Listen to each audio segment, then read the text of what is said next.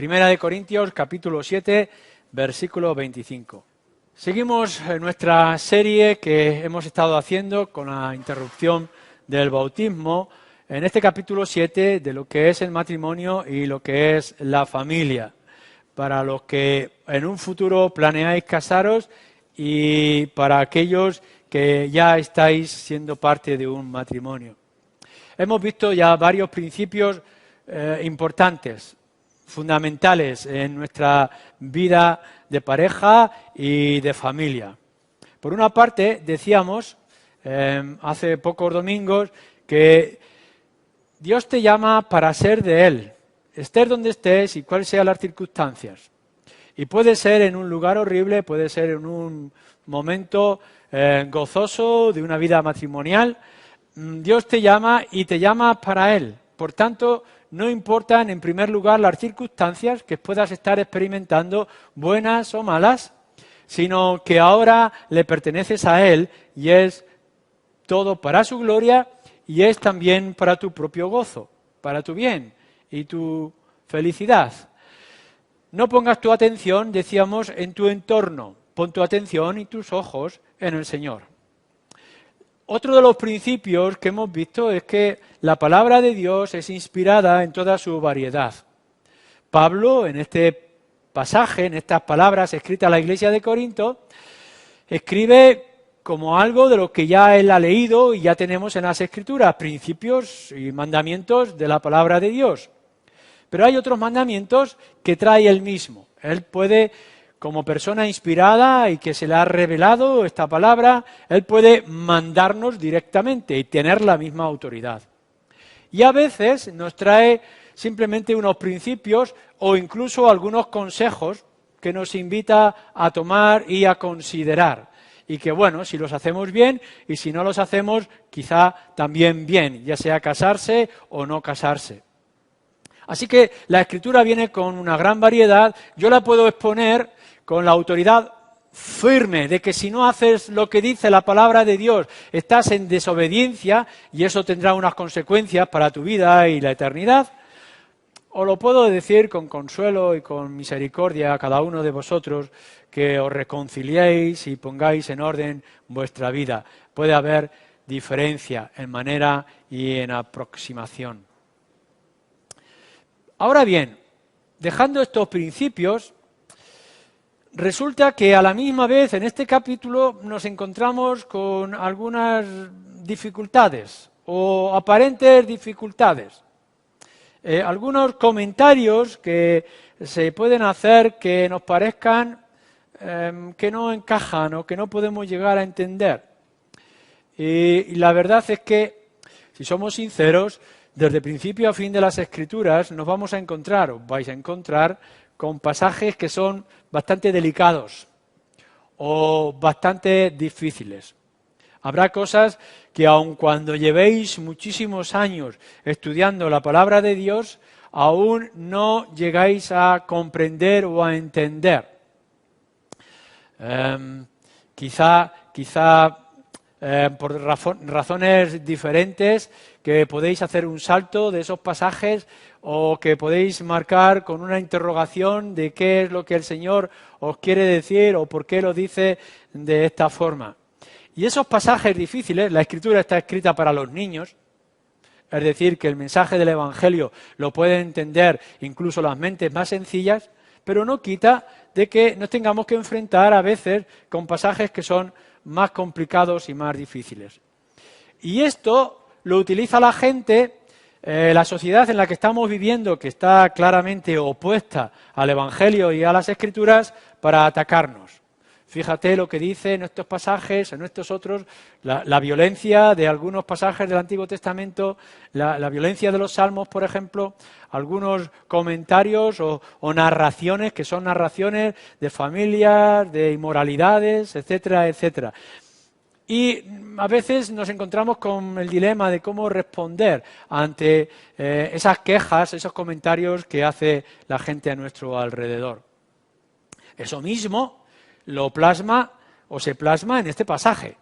Nos vamos a encontrar que hay algunos comentarios de Pablo que son difíciles y que la sociedad puede tomar, sacándolo fuera del contexto, para abusar de ellos y para ironizar. ¿Cuántos de nosotros no hemos escuchado en más de una ocasión burlas con respecto al matrimonio? Cuando uno va con el primer amor de la pareja y anuncia a sus amigos que se va a casar y los amigos le responden con alguna ironía, con algún desprecio: ¿estás loco? ¿Cómo te vas a casar? No cometas esa barbaridad.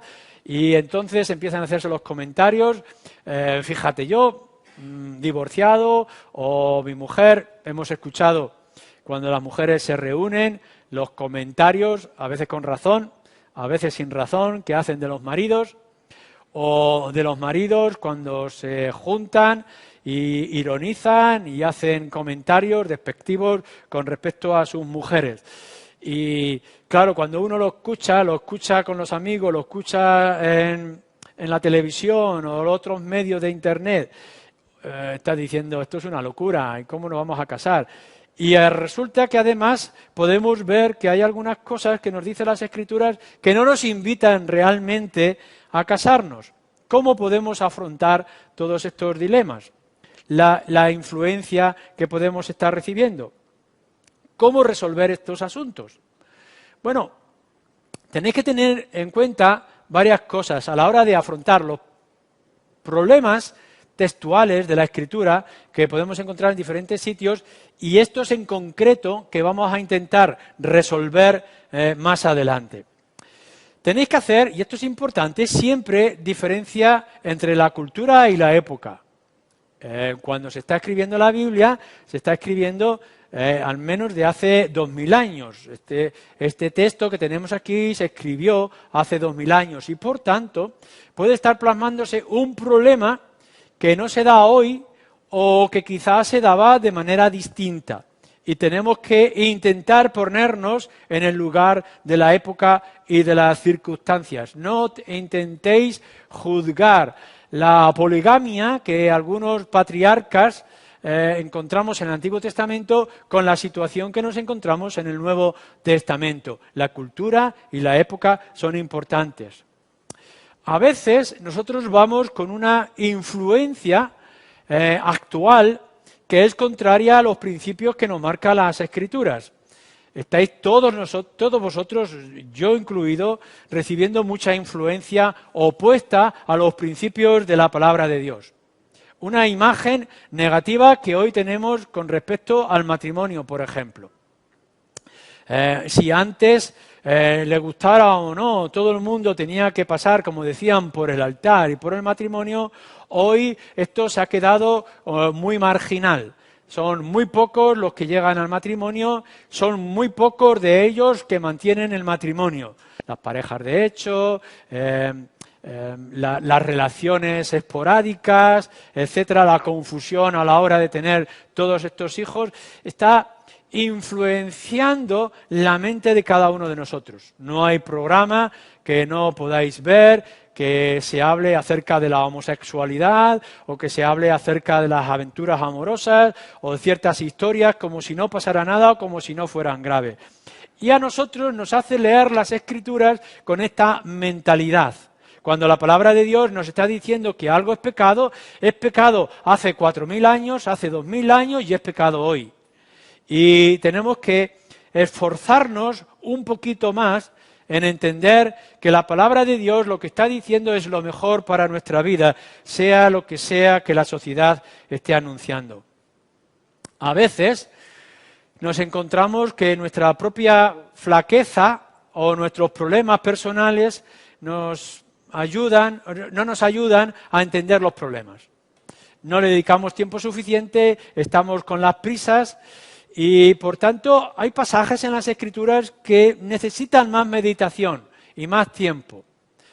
Muy fácil poder leer Juan 3:16 u otras palabras de nuestro Señor Jesucristo que conocemos muy bien en nuestra mente y que sabemos lo sencillos que son incluso para los más pequeños. Pero hay otros pasajes que son más complicados y que son más difíciles y necesitan más trabajo. La palabra de Dios hay que trabajarla, hay que estudiarla, hay que compararla, contrastar texto con texto. Toda la escritura es un conjunto y a veces uno hace un comentario negativo de un pasaje porque no conoce el contexto y las circunstancias. Nuestra propia carnalidad y debilidad, nuestras propias contradicciones nos hacen ver de una manera positiva u otras veces de manera negativa el mismo pasaje y la misma verdad. Dedicar tiempo a la palabra de Dios, leerla y meditarla, estudiarla en profundidad, todo lo que sea necesario para que esos pasajes que os parecen difíciles se conviertan en una balsa de aceite, sencillos para cada uno de nosotros. Pero entonces nos encontramos, yo he señalado 4 problemas, o aparentes problemas, que no lo son tanto, en este capítulo. Así que, por ejemplo, en primer lugar, leemos en el versículo 26 que dice Pablo: tengo pues esto por bueno a causa de la necesidad que apremia, que hará bien el hombre en quedarse como está. Está hablando de su propio estado y está invitando a todos los demás. Pablo se supone que estaba soltero o al menos en ese momento no estaba casado. Si miráis en el versículo 1, en el versículo 7, en el versículo 8 de este mismo capítulo, dice: no os caséis como yo no estoy casado. Mejor es que os quedéis sin casar. ¿Está diciendo Pablo, por tanto, que es mejor no casarse que casarse? Quizás no es esto un apoyo a lo que estaba diciendo otras religiones, que es más sagrado o que es más santo quedar célibe. ¿Es mejor la soltería que el matrimonio? Pasemos a un segundo problema, y leéis en el versículo 28. Mas también si te casas, no pecas, y si la doncella se casa, no peca. Pero los tales tendrán aflicción de la carne, y yo os la quisiera evitar. Vamos a ver, ¿qué es lo que está diciendo? ¿Que casar trae aflicción de la carne? Yo pensaba que era lo contrario. Que nos casábamos para encontrar satisfacción en la intimidad, la sexualidad, etcétera. Pero Pablo parece ser que está diciendo aquí que el casarnos nos va a traer aflicción, que nos va a traer problemas y conflictos. Para esto es mejor no casarse. Esto es lo que decían los discípulos. En el Evangelio de Mateo podéis leer que cuando Jesús en el capítulo 19 está hablando acerca del divorcio y que no deberían de divorciarse, los discípulos dicen: bueno, si esto es así, mejor no casarse. Nos quedamos como estamos, aunque yo no sé cómo lo arreglaría Pedro, que sí estaba casado. ¿Es una aflicción el matrimonio?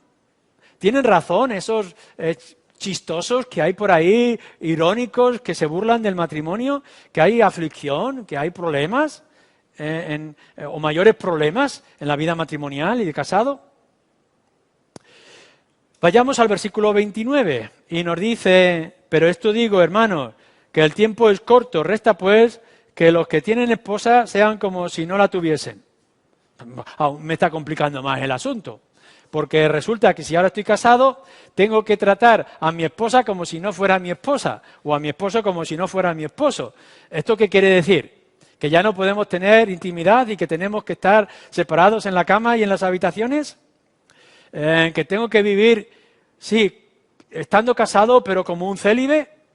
¿Que tengo que quitar toda la sexualidad quizá, o toda la intimidad? ¿Que tengamos que vivir como si fuéramos ajenos? ¿Tan importante es la espiritualidad del soltero que el casado incluso la tendría que imitar? Esto nos está creando un problema, por lo menos en lo que alguna religión nos está diciendo. Y pasamos al versículo 34. Hay asimismo diferencia, lo está diciendo también con respecto al varón en el 32, en el 33, pero nos dice en el 34, con respecto a las mujeres, hay asimismo diferencia entre la casada y la doncella. La doncella tiene cuidado de las cosas del Señor, para ser santa así en cuerpo como en espíritu. Pero la casada tiene cuidado de las cosas del mundo, de cómo agradar a su marido. Bueno, el 33 está diciendo lo mismo, pero yo pensando más en las pobres mujeres que están casadas con maridos horribles. Y uno está diciendo: ¿ves cómo tengo razón? Que yo podría servir mejor al Señor si estuviera soltera. pero en cambio ahora tengo que cargar con este marido cabezón. Y de pronto me empieza a surgir toda esta historia de decirle a las mujeres solteras, a las chicas jóvenes o a los chicos también, no os caséis, porque si queréis servir al mejor, quizá sería mejor que te metieras en un convento y te hicieras fraile o monja. ¿Es esto lo que está diciendo la palabra? ¿Que el soltero tiene más interés en las cosas del Señor que el casado? Bueno, es una variedad de problemas o de comentarios que surgen en el contexto de Pablo para Corinto, que algunos han retorcido. Con razón nos dice el apóstol Pedro en su segunda carta, que si bien Pablo es una persona inspirada, sus escritos, sus cartas son escritura, como el resto de las escrituras, pero es cierto de que algunas cosas son difíciles de entender, lo cual los indoctos retuercen y malusan. Y por tanto Pedro está reconociendo que hay algunas cosas que son difíciles. Yo no sé si se estará refiriendo con respecto a la segunda venida o se podría estar refiriendo a las cuestiones del matrimonio y de familia. ¿Es Pablo difícil? ¿Está diciendo algunas de estas cosas tal como las está anunciando el mundo y las circunstancias en las que vivimos hoy en día? Pues no, claramente. Y por tanto, cada una de estas aparentes dificultades tiene su clara respuesta. Vamos a buscar la respuesta y después vamos a dar la aplicación o los principios que podemos desprender de ellos. Fijaros en el versículo 26. Tengo pues esto por bueno a causa de la necesidad que apremia, que hará bien el hombre en quedarse como está. En este caso, soltero, que es lo que Pablo sugiere en versículos anteriores también, aun cuando el que está casado tendrá que permanecer casado porque no le está permitido el divorcio o la separación. Pero fijaros bien lo que nos dice a causa de la necesidad que apremia. Es decir, que en cierto momento o circunstancias pudiera haber algún tipo de problema o de dificultad en la iglesia de Corinto. Y ante unas circunstancias como esta, no es adecuado quizá pensar en el matrimonio. Y que deberíamos de darnos cuenta de que lo más importante en la vida no es que una mujer se case. Escuchaba las noticias no hace mucho de incluso la Iglesia Católica anunciaba en países de África como las monjas tendrían que servir al Señor, pero la presión social era tan grande que incluso siendo monjas tenían que buscar tener hijos para que no fueran despreciadas por la sociedad. ¿Y quién mejor que el misionero que tenían al lado? Y entonces creaba una serie de problemas. Bueno, ante diferentes circunstancias la Escritura nos dice, no pienses que lo más importante es formar una familia, tener una pareja o tener hijos, que hay otras cosas más importantes. Por tanto, si hay algo que aflige o que dificulta, quizá deberías de esperar con respecto a tu propio matrimonio, tu futuro. Quizá lo que deberías de pensar es que la vida es corta, que esto es pasajero. El tiempo está limitado. El tiempo corre y ya está contando, cada vez menos. Y que somos como la hierba que aparece, la flor se cae y nosotros nos secamos. Que lo que tendríamos que pensar más son las cosas eternas, en aquello que permanece. Y que el matrimonio con todo su placer, pertenece a esta esfera, de las cosas pasajeras, de las cosas cortas que tenemos a nuestro alrededor. O podríamos pensar quizá de lo cercano del fin del mundo. Quizá Pablo está haciendo una referencia a lo que nos dice en su carta a los tesalonicenses, que el Señor puede venir en cualquier momento y que nuestros ojos tienen que estar en el cielo y no en las cosas de aquí, que son pasajeras. A veces podemos estar dedicando más tiempo a las cosas de aquí, montar nuestro castillo de arena, cuando al final todo lo tendremos que dejar aquí y no hay nada que nos podamos llevar a nuestro destino eterno.